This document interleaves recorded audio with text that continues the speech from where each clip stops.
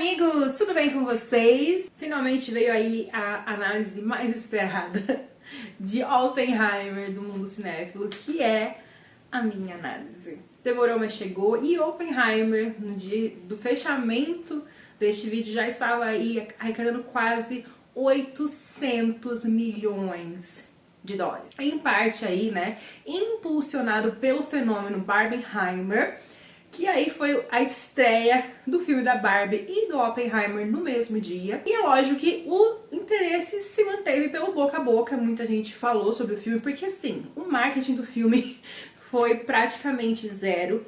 É lógico que eles se aproveitaram muito do hype de Barbie, e é um filme aí que custou apenas 100 milhões de dólares, né? Porque para um filme aí desse tipo, de um grande diretor, né, que é o Christopher Nolan, é aí um filme baratinho, então aí com um lucro de 700 milhões de dólares. E é um filme super estrelado, com o Cillian Murphy no papel principal. Aí temos o Robert Downey Jr., o Homem de Ferro, temos Florence Pugh, temos Emily Blunt, tem o Rami Malek sem a dentadura do Freddie Mercury, graças a Deus, sem dentadura, e uma porrada de outra gente. Era praticamente um filme que você ficava o tempo todo conheço aquele cara, conheço aquela menina.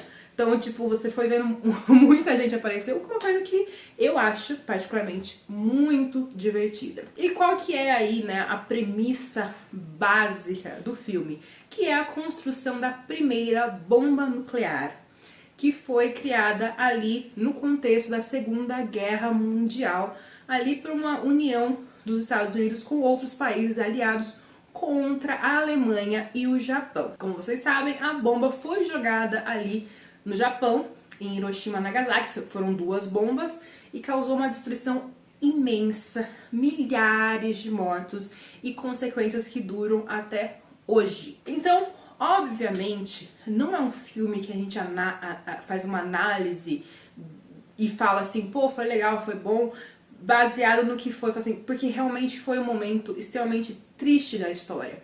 Mas a gente às vezes tem que analisar tecnicamente e a forma que a história foi contada, que eu acho que foi de uma maestria incrível. O próprio Christopher Nolan fez o roteiro, mas ele é baseado em um livro que foi uma biografia aí do J. Robert Oppenheimer, que parece ser uma biografia muito boa, muito interessante, e eu particularmente não vou ler. Enfim, continuando a história. Mostra a história um pouco do começo da vida do Oppenheimer, o Cillian Murphy fazendo um jovem, até que não ficou tão ruim, né, que nem o pessoal de Riverdale fazendo adolescente até hoje, mas também não ficou uma coisa assim muito orgânica, mas tudo bem. E é interessante assim ver o desenvolvimento dele nos estudos, bananá, e o que tinha de diferente ali nele, que talvez gere uma história interessante, na minha opinião. Ele tinha ali uma simpatia pelo Partido Comunista. Caso vocês não sabem, o maior inimigo dos Estados Unidos é o comunismo. Se tivesse festa junina nos Estados Unidos, eles iam estar dançando quadrilha. Ah, comunismo! Ah! Ih, é mentira! Porque o bicho papão dos Estados Unidos é o comunismo. É bizarro a fixação que eles têm. Enfim. E aí mostra ali a juventude dele. Ele se envolve com uma mulher que era bastante militante comunista, se apaixona muito por ela. E vai desenvolvendo ali aos poucos a história. É lógico que assim, é um filme longo pra caramba. São 3 horas de filme. Acho necessário? Não acho. Mas ao mesmo tempo, eu sempre assisto filme, eu tenho essa mania, né, de ficar editando, cortando. Eu não consegui achar muita coisa pra cortar que diminuísse muito o tempo de tela, né? Porque ele mostra os primeiros estudos. Eu achei interessante na forma de biografia, porque pra mim biografia só tem 2 jeitos. Ou ela é muito boa, ou ela é muito ruim. Eu nunca assisti uma biografia que no meio eu falo assim, ah, mais ou menos. Não, é sempre uma bosta ou é sempre muito boa. E essa é muito boa ao contar por etapas os estudos que foram os fundamentos para a criação da bomba nuclear. Achei assim, gente, genial. do jeito que eles foram mostrando os estudos, como eles precisavam de minerais e levava tempo então, pra pegar aqueles minerais. Enquanto isso, eles iam fazendo outras coisas e tinha que também fazer o teste de, né, detonamento. Tudo isso foi muito bem retratado e de um jeito que não foi maçante, porque tudo ali ficou legal de assistir, foi interessante. Eu acho que aí você vê o talento do diretor de manter a sua atenção por 3 horas, achando interessante um papo extremamente científico. Assim, você entende tudo, porque é tudo muito bem explicado. E você vai entendendo os estágios, eles foram lá, criaram até tipo uma cidadezinha para eles ficarem isolados, porque tem as questões de segurança. Na guerra, uma das armas mais poderosas é a informação, então se você fecha ali para não vazar ali espião ou outras formas dessas informações vazarem, é algo essencial para você ter sucesso na sua missão na guerra. E eu acho que é interessante porque isso aí teve algumas controvérsias, se é colocado como Oppenheimer como mocinho ou como vilão. Eu acredito que foi um estudo de personagem, um filme de estudo de personagem, além de biografia né, histórica de Segunda Guerra Mundial, que conseguiu meio que ser neutro. Que ele sabia dos riscos da bomba, tanto que em uma conversa falam, né, que potencialmente, segundo os cálculos, existia uma chance da explosão ser tão grande que ia destruir todo o mundo. E ele sabia que isso poderia acontecer e ele falou, não, vamos fazer, vamos lá. Ele estava consciente disso. Depois do que passou, ele foram lá, fizeram a bomba, pananã, soltaram, escolheram. Mas quando eles soltaram a bomba, já tinha passado muito tempo, foram anos montando a bomba, tá? Não foi tipo pegar umas coisinhas que nem blocos de Lego, né? Demorou muito tempo para conseguir os recursos, fazer os estudos, isso eu achei muito legal, toda essa preparação e mostrar essa preparação. E eles tiveram que fazer tudo isso. Quando eles conseguiram, a guerra já estava lá no final. Eles já estavam ali no rendimento. Então teve essa discussão se era necessário ou não, né, lançar essa bomba, porque né, no Japão, porque os japoneses provavelmente já iam se render. Mas, no fim, soltou a bomba. O que eu achei interessantíssimo foi que não fizeram explorar o sofrimento do povo japonês, como muitos outros filmes fazem, com imagens assim fortes. Eu acho que não era necessário e realmente o Christopher Nolan não colocou isso no filme. Manteve essa questão um pouco mais focada no impacto nas pessoas ali que estiveram fazendo o projeto. Depois do projeto, eu acredito que o Oppenheimer, pelo que eu entendi, né, ele achou que essas ameaças de, ó, a gente consegue fazer uma bomba, né, uma bomba, tudo mais, né, nós temos armas nucleares, ia ser o suficiente, mas não, os Estados Unidos quis forçar ali mais desenvolvimento, mais coisas do tipo, e foi aí que ele começou a fazer um lobby contra os Estados Unidos pra, tipo assim, mano, acabou, já era. E como ele tinha, porque pra você participar desse tipo de coisa no exército americano, você tem que ter uma permissão deles, que eles fazem todo um pente fino na sua vida, eles já sabiam, já tinham pesquisado que ele teve ligações com o Partido Comunista, com a antiga namorada, né? Depois ele foi e casou com uma outra mulher que também era membro do Partido Comunista. Quando eles se casaram já não fazia mais parte, mas isso já tira um pouco da credibilidade dele, por assim dizer. E aí que entra a segunda vertente do filme, que é a do Robert Downey Jr. Na forma narrativa, tem a narrativa com cores, que é a voz do Oppenheimer, e tem a narrativa preto e branco, que é a voz do Robert Downey Jr. No começo eu falei assim, pra que colocar ele? Eu não sou muito fã do Homem de Ferro. Então eu ficava pensando assim, pra quê? Pra que colocar ele? Ninguém quer, ninguém pediu.